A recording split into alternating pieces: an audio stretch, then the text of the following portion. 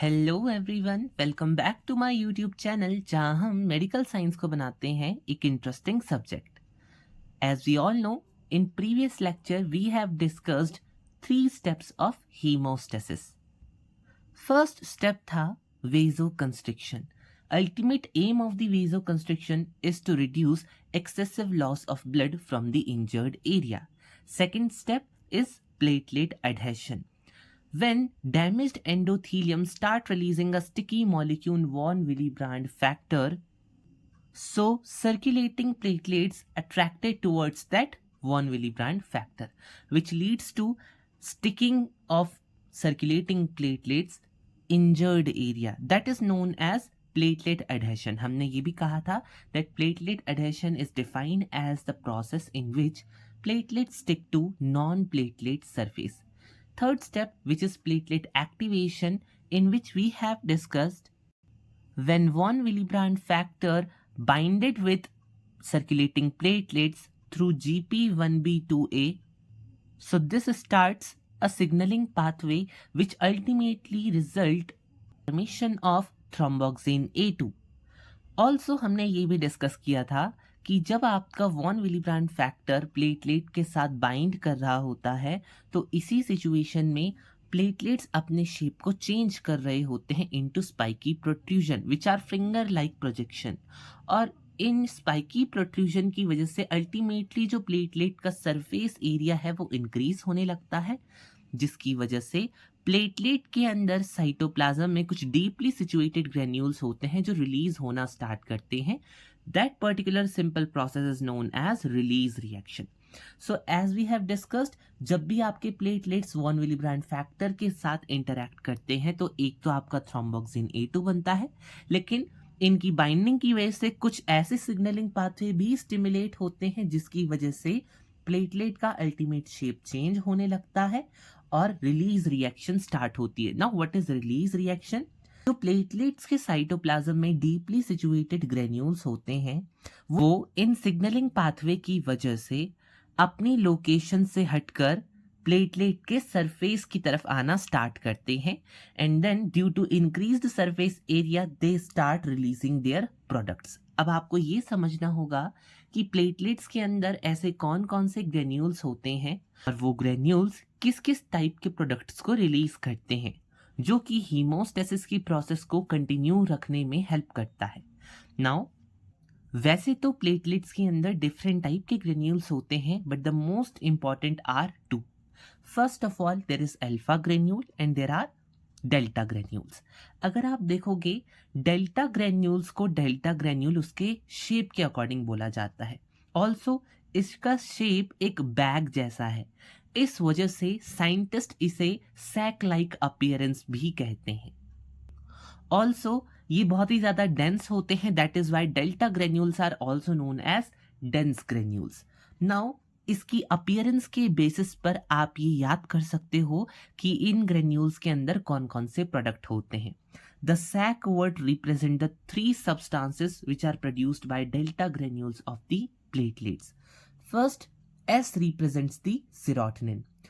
As we all know, serotonin is a vasoconstrictor because ये आपका damaged site है जहां पर प्लेटलेट रिलीज रिएक्शन को स्टिमुलेट कर रहे हैं और इस डैमेज साइट से ब्लीडिंग को किसी भी तरीके से स्टॉप करना है तो यहाँ पर delta granules of platelet vasoconstrictor serotonin को रिलीज करते हैं ताकि अल्टीमेटली ब्लीडिंग इस एरिया से कम की जा सके। Second is A represents ADP.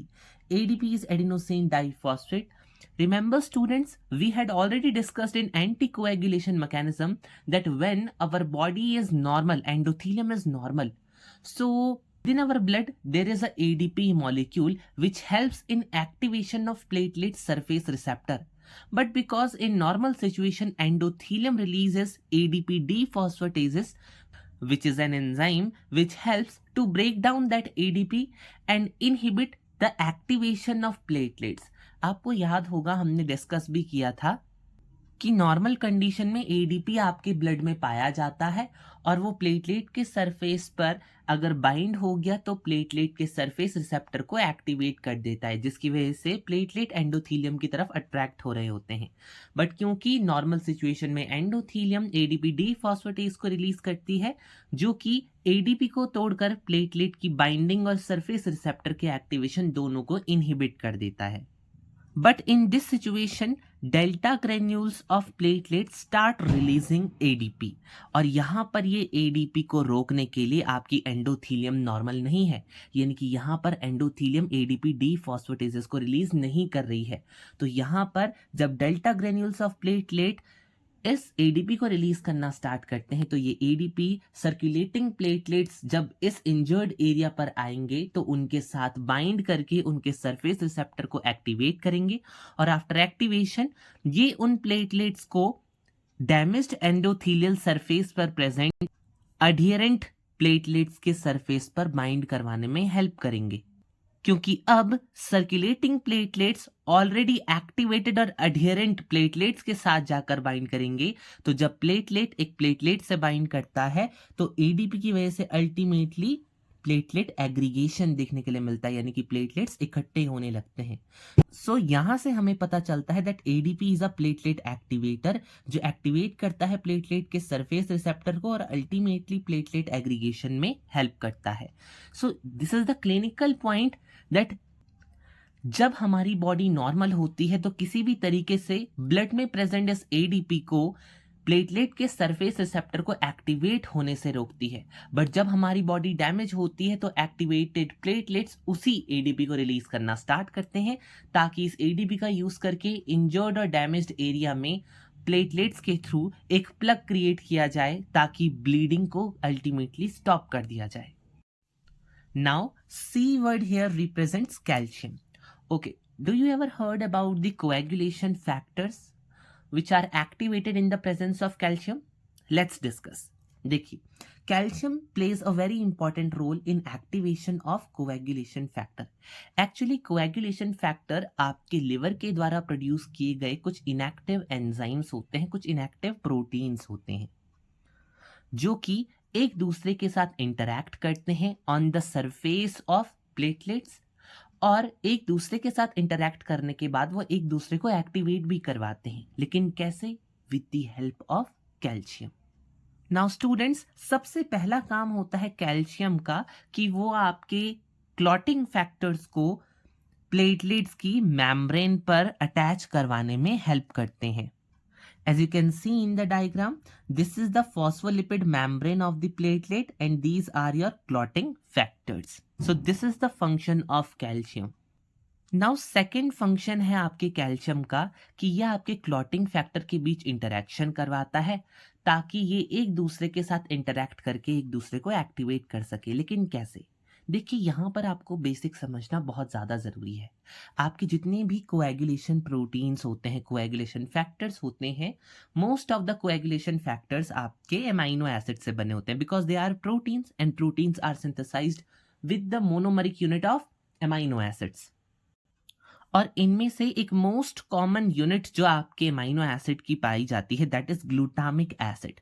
और इस ग्लूटामिक एसिड क्योंकि आपका ये एमाइनो एसिड है तो इसके पास दो टर्मिनल होते हैं, एक एमाइनो टर्मिनल और एक कार्बोक्सिल टर्मिनल। अगर आपकी बॉडी में विटामिन के इनफ अमाउंट में पाया जा रहा है तो आपके हर एक क्लॉटिंग फैक्टर के ग्लूटामिक एसिड रेसिड्यू पर कार्बोक्साइलेटेड एंड नेगेटिवली चार्ज देखने के लिए मिलेगा।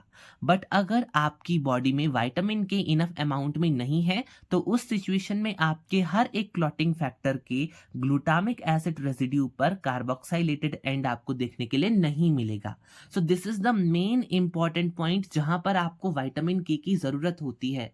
विटामिन के वो सब्सटेंस है जो आपके क्लॉटिंग फैक्टर की ग्लूटामिक एसिड रेसिड्यू पर कार्बोक्सिलेशन में हेल्प करता है, यानी कि COO नेगेटिव पॉइंट को सिंथेसाइज करने में हेल्प करता है।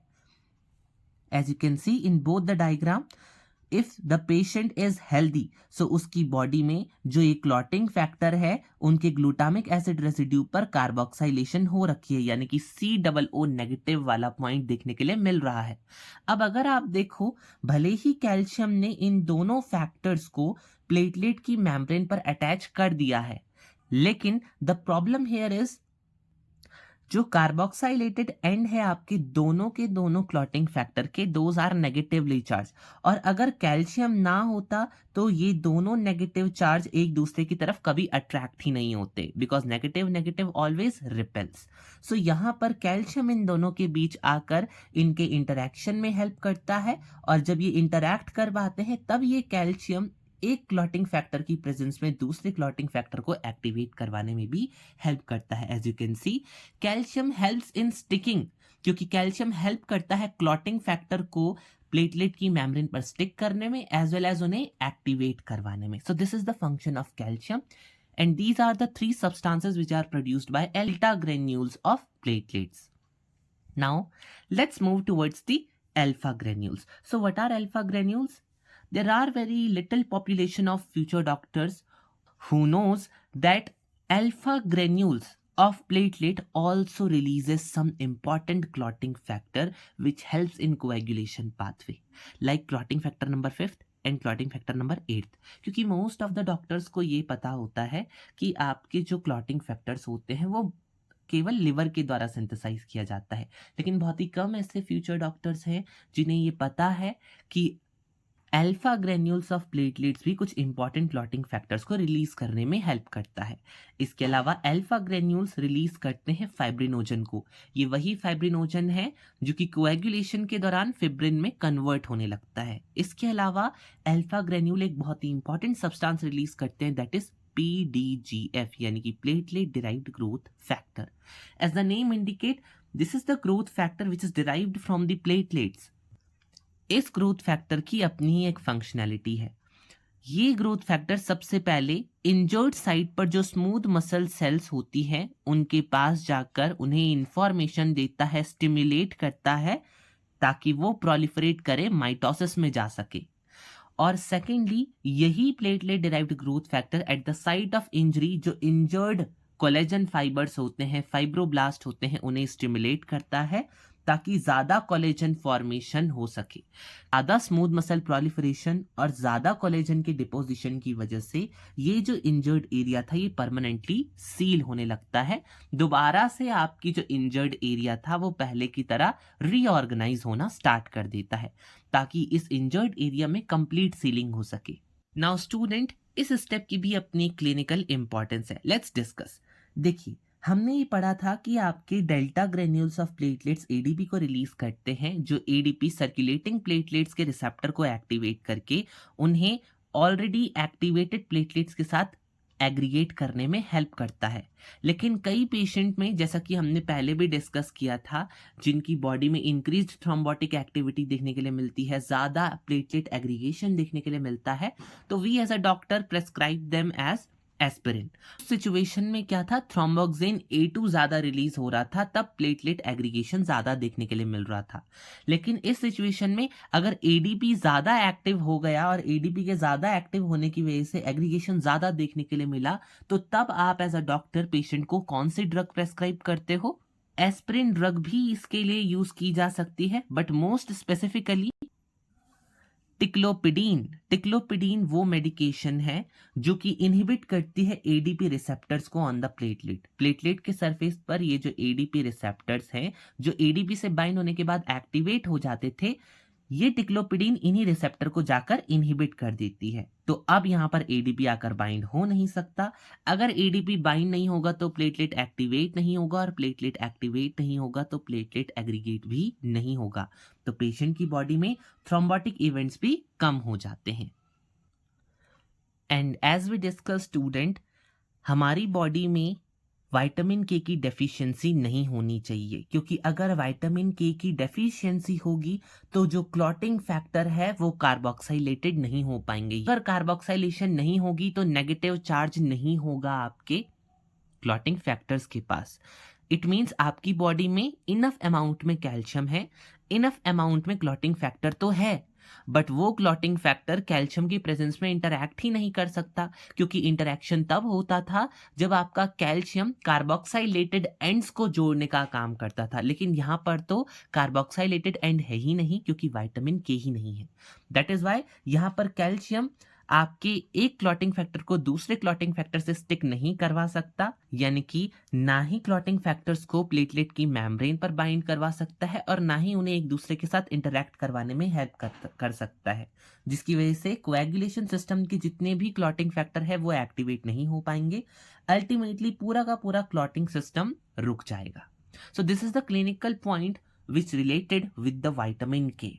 नाउ अब इस प्लेटलेट रिलीज रिएक्शन का रिजल्ट क्या हुआ? इस प्लेटलेट रिलीज रिएक्शन की वजह से आपका जो एडीपी रिलीज हुआ था और प्लेटलेट एक्टिवेशन के दौरान जो थ्रोम्बोक्सिन A2 रिलीज हुआ था, ये दोनों ऐसे मॉलिक्यूल्स हैं जो कि प्लेटलेट के रिसेप्टर्स को एक्टिवेट कर देते हैं eight the injured site. Injured site पर जो भी सर्कुलेटिंग प्लेटलेट्स आएगा उनके साथ ये दोनों सब्सटेंस इंटरैक्ट करके उन्हें एक्टिवेट करेंगे और उन्हें एग्रीगेशन के लिए स्टिमुलेट करेंगे। आप इसे बहुत ही आसान एग्जाम्पल के थ्रू समझ सकते हैं कि प्लेटलेट्स रिलीज रिएक्शन के दौरान कुल डॉग्स की तरह बिहेव करते हैं। आपने नोटिस किया होगा डॉग्स जब ऐसी सिचुएशन में होते हैं जहां पर वो अकेले किसी सिचुएशन को हैंडल नहीं कर पाते, यानी कि जो डेंजर साइट होता है वहां पर आपके डॉग्स जो होते हैं वो बार्किंग करना स्टार्ट करते हैं, ताकि उनके जो टीम मेंबर्स है इस बार्किंग को सुनकर उस खतरनाक एरिया में, उस डेंजर वाले पॉइंट पर पहुंच सके।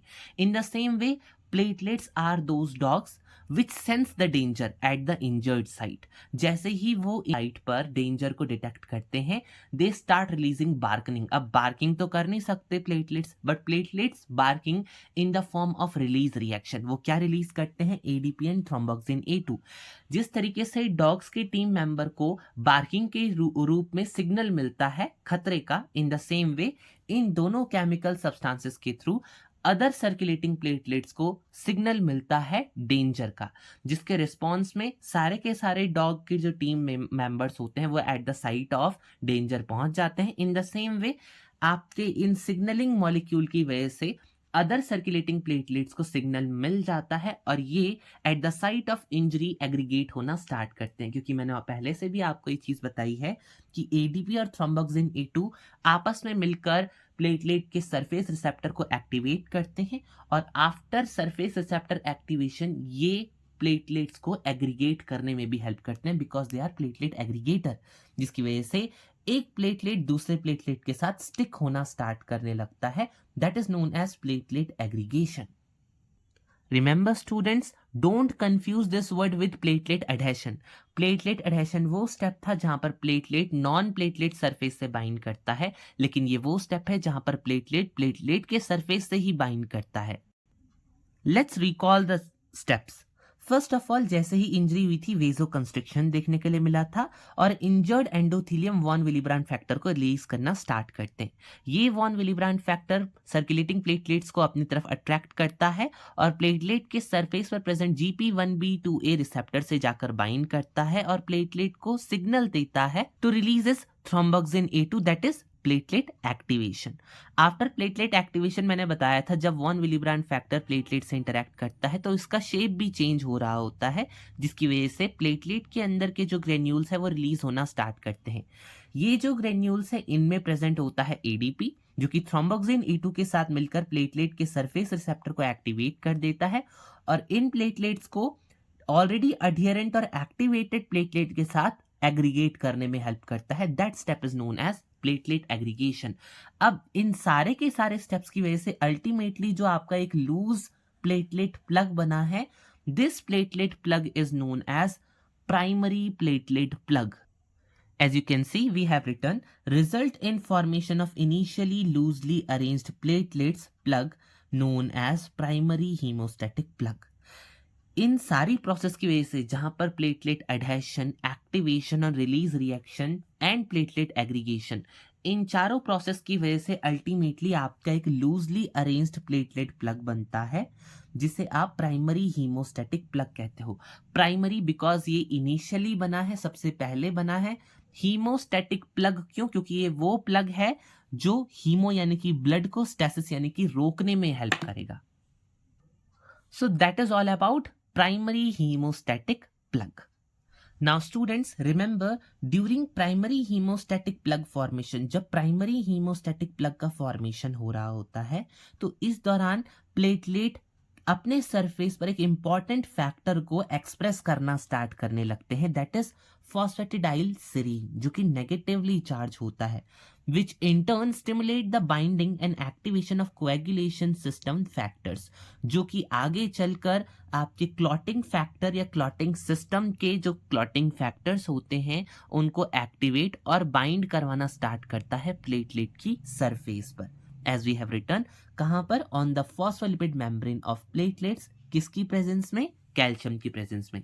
एज यू कैन सी, आपके प्राइमरी प्लेटलेट प्लग फॉर्मेशन के दौरान जो प्लेटलेट्स होते हैं उनके सरफेस पर एक negatively charge important platelet factor activate होता है, दैट इज फॉस्फेटिडाइल सीरीन, जो कि हेल्प करेगा क्लॉटिंग फैक्टर को प्लेटलेट की मेम्ब्रेन से अटैच करवाने में in the presence of calcium, as well as उन्हें एक्टिवेट करवाने में in the presence of calcium. So note point यहां पर ये है that activation of coagulation system ultimately helps in conversion of soluble fibrinogen into insoluble fibrin strand. जैसा कि मैंने आपको इनिशियली बताया था कि कोएगुलेशन आपका एक स्टेप है जो हीमोस्टेसिस नाम के मैकेनिज्म में देखने के लिए मिलता है, जो कि अब एक्टिवेट होगा। Students, this is the step जहां पर आपके क्लॉटिंग फैक्टर एक्टिवेट होंगे और कोएगुलेशन का सिस्टम स्टार्ट होगा।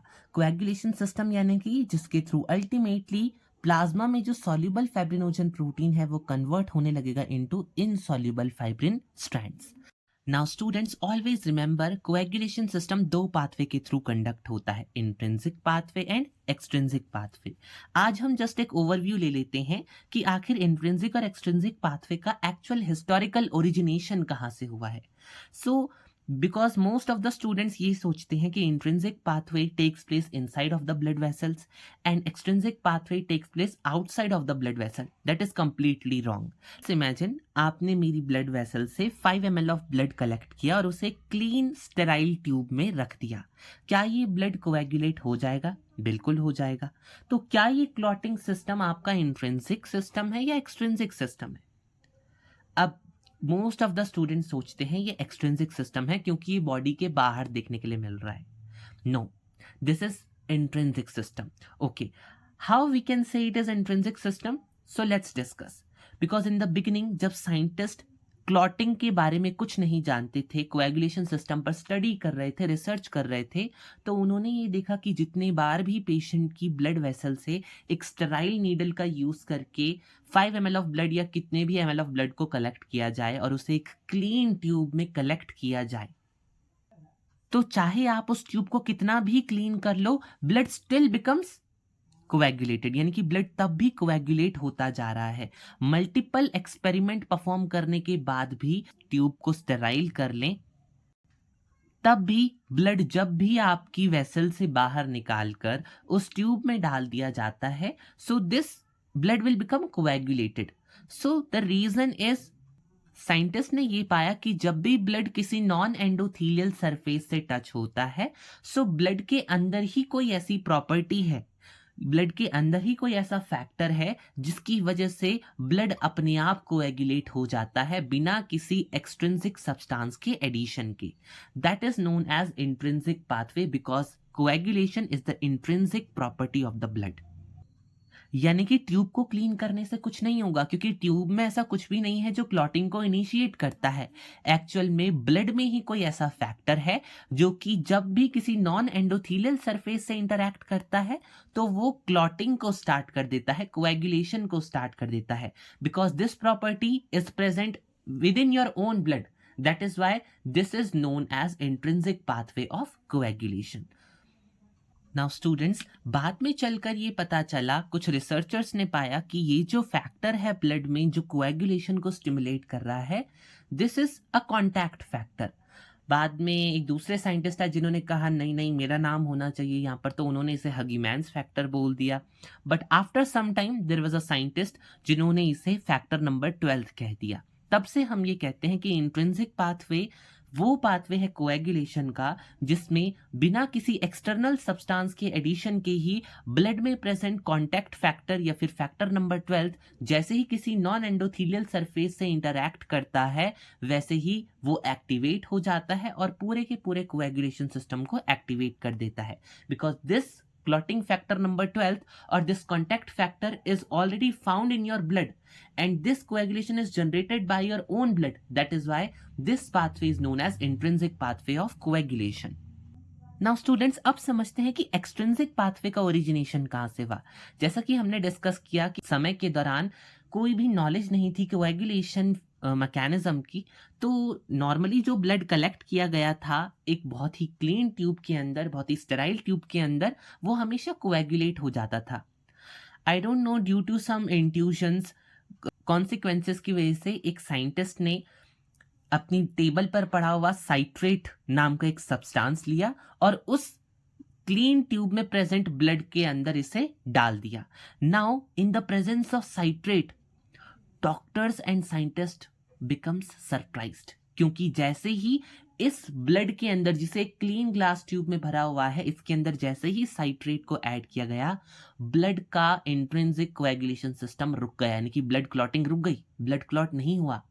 तो यहां से साइंटिस्ट ने कंक्लूड किया कि जब भी आप ब्लड में किसी ऐसे सब्सटेंस को डालोगे that is neutrally charge like citrate like molecule, जो कि नेगेटिवली चार्ज होता है, तो ये नेगेटिवली चार्ज सिट्रेट ब्लड में प्रेजेंट कैल्शियम को, जो कि क्लॉटिंग फैक्टर के इंटरैक्शन और एक्टिवेशन के लिए जरूरी था, इस कैल्शियम को न्यूट्रलाइज कर देता है, because calcium is positively charge और साइट्रेट इज नेगेटिवली चार्ज। तो अल्टीमेटली आपके साइट्रेट का काम होता है ब्लड से कैल्शियम को चिलेट कर देना, कैल्शियम को न्यूट्रलाइज कर देना। अब क्योंकि ब्लड से कैल्शियम रिमूव हो चुका है, तो अब क्लॉटिंग फैक्टर एक दूसरे के साथ इंटरैक्ट नहीं कर सकते, एक दूसरे को एक्टिवेट नहीं कर सकते, जिसकी वजह से ब्लड का इंट्रिंसिक कोएगुलेशन पाथवे तो रुक गया। But I don't know, there was a sadistic scientist, और सैडिस्टिक साइंटिस्ट ऐसे साइंटिस्ट होते हैं जिन्हें किसी को पीड़ा देकर अपना काम करना बहुत अच्छा लगता है। तो वहाँ एक साइंटिस्ट थे लैब में, जिन्होंने लैब में एक माउस को घूमते हुए देखा, यानी कि वो भाग रहा था पूरी लैब में, and he was very athletic, वो बहुत ज़्यादा एथलेटिक थे। उन्होंने अपना शू निकाला एंड उस चूहे के ऊपर मार दिया और माउस मर गया। नाउ अब उन्होंने उस माउस को अपनी टेबल पर लिया, एक्सपेरिमेंट टेबल पर, और उसका दिमाग निकाल लिया, यानी कि ब्रेन निकाल दिया। और उसके ब्रेन को निकालने के बाद, I don't know what his sadistic might want to think, उन्होंने इस माउस ब्रेन के अंदर से कुछ टिश्यू जूस निकाला और जो ब्लड ट्यूब उनके पास थी जिसमें साइट्रेट ऑलरेडी एडेड था, उन्होंने उसमें इस ब्रेन एक्सट्रैक्ट या फिर टिश्यू जूस को डाल दिया, जो कि माउस के ब्रेन से लिया गया था। और उन्होंने ये देखा कि जैसे ही ये टिश्यू जूस जो माउस के ब्रेन से एक्सट्रैक्ट किया गया था, इसे जब उस ब्लड में डाला जिसमें साइट्रेट था, जो कि कोएगुलेट नहीं हो रहा था, वो अब कोएगुलेट होना स्टार्ट हो गया। यानी कि ये प्रॉपर्टी आपके ब्लड के अंदर नहीं थी, क्योंकि कोएगुलेशन सिस्टम जो इंट्रिंसिक पाथवे का था वो तो साइट्रेट ने रोक दिया था, लेकिन अब ये जो कोएगुलेशन करवाया गया है ये एक बाहर से किसी सब्सटेंस के एडिशन के बाद हुआ है। That is why this pathway of coagulation was termed as extrinsic pathway. लेकिन बाद में चलकर रिसर्चर्स को ये पता चला कि जो माउस ब्रेन के अंदर से टिश्यू जूस निकाला था, that is a tissue factor, और यू कैन से थ्रोम्बोप्लास्टिन, ये आपका एक लाइपोप्रोटीन हो सकता है या एक लिपिड हो सकता है, जो कि आपकी किसी भी डैमेज्ड सेल के अंदर से रिलीज हो सकता है। यानी कि आप अगर अपनी बॉडी की किसी भी सेल को क्रैश करना स्टार्ट करोगे, डैमेज करना स्टार्ट करोगे, तो उसके अंदर से भी ये सेम थ्रोम्बोप्लास्टिन निकलना स्टार्ट होगा, सेम टाइप का टिश्यू फैक्टर रिलीज होना स्टार्ट होगा। और क्योंकि at the site of injury, क्योंकि आपकी डैमेज्ड एंडोथीलियम होती हैं, डैमेज्ड स्मूथ मसल होती हैं, तो इन सेल के डैमेज होने की वजह से इनके अंदर से वो टिश्यू फैक्टर रिलीज होना स्टार्ट हो जाता है, और वो टिश्यू फैक्टर अल्टीमेटली ब्लड में प्रेजेंट एक इनएक्टिव क्लॉटिंग फैक्टर नंबर 7 को एक्टिव क्लॉटिंग फैक्टर नंबर 7 में कन्वर्ट कर देता है, जो कि अल्टीमेटली क्लॉटिंग को स्टार्ट कर देता है। सो इट मीन्स जब intrinsic pathway of coagulation start होता है, सो साइमल्टेनियसली एक्सट्रिंसिक पाथवे भी स्टिमुलेट होता है, क्योंकि दोनों अल्टीमेटली मिलकर क्या काम करते हैं, सॉल्यूबल फाइब्रिनोजन प्रोटीन को इनसॉल्युबल फाइब्रिन में कन्वर्ट करने में हेल्प करते हैं। बट जो एक्सट्रिंसिक पाथवे नाम दिया गया है वो उस टाइम के अकॉर्डिंग दिया गया है जहां पर साइंटिस्ट ने बाहर से टिश्यू फैक्टर को ऐड किया था, जबकि हमारी बॉडी में ये टिश्यू फैक्टर ऑलरेडी पाया जाता है. It means extrinsic pathway and intrinsic pathway both initiated inside your blood vessel. In the next lecture, we will discuss what is intrinsic pathway of coagulation and what is extrinsic pathway of coagulation in stepwise. So for today, it's enough. I hope students आपको intrinsic और extrinsic pathway का actual historical origination पता चला होगा. अगर आपको ये video lecture बहुत ज़्यादा पसंद आया हो, बहुत यूज़फुल लगा हो, अंडरस्टैंडेबल लगा हो, तो please like share and comment ज़रूर करें और ऐसे ही इंफॉर्मेटिव कंटेंट को जानने के लिए हमारे साथ जुड़ जाएं. सब्सक्राइब बटन पर क्लिक करें एंड बेल आइकन को दबा दें ताकि आपके हाथ से ये इंपॉर्टेंट इंफॉर्मेशन कहीं छूट ना जाए. See you in the next lecture. Till then, keep learning, keep exploring, and always remember medical science is the most interesting and magical subject. Thank you so much.